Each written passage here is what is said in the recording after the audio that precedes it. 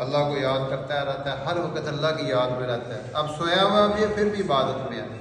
अब उसको जनाजों का मौका नहीं मिल रहा, उसको इयादत करने का मौका नहीं मिल रहा, खैर के काम और नहीं उगा सकते, लेकिन उन सब का अजर उसको मिलेगा। यानी इतना बड़ा उसको अजर मिलता है कि आप अंदाज़ा नहीं लगा सकते। जो बंदा एतकाफ़ करता है उसको 2 हज और 2 उम्रों का सवाब मिलता है।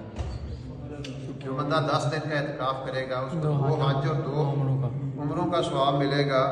और फिर एक और बात, जो रसूल करीम सल्लल्लाहु अलैहि वसल्लम का मकसद था एतकाफ़ में बैठने का, वो लैलतुल क़द्र की तलाश थी। कुरान में आता है कि हमने कुरान को लैलतुल क़द्र में नाज़िल फरमाया।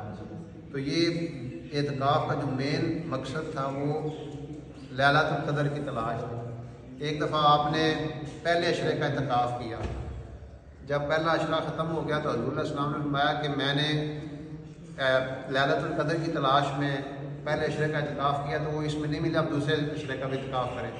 तो बाकी लोग भी एतकाफ़ में बैठ के, तो जब दूसरा अशरा ख़त्म हुआ तो फरमाया कि इसमें दूसरे अशरे में भी लैलतुल क़द्र नहीं मिली, अब तीसरे अशरे का एतकाफ़ करो। फिर आपने एक दफ़ा फरमाया कि लैलतुल क़द्र को आखिरी अशरे की ताक रातों में तलाश करो। ताक रात होती है 21वीं, मसलन अभी आज की जो रात है ना, ये 21वीं रात में होगी, कल 21वां रोज़ा होगा ना, आज 20वां रोज़ा है, कल 21वां रोज़ा है, तो आज 21 की रात है।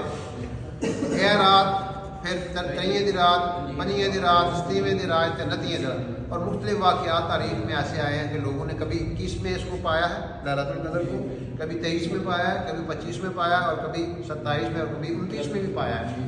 इसलिए हमारे यहाँ जो गलत मफ़हूम चाल पड़ा हुआ है ना कि 27, ऐसी बात नहीं है, बल्कि ये आप इन रातों में इबादत करें। और लैलतुल क़द्र खैरुम मिन अल्फ़ि शहर, लैलतुल क़द्र खैरुम मिन अल्फ़ि शहर।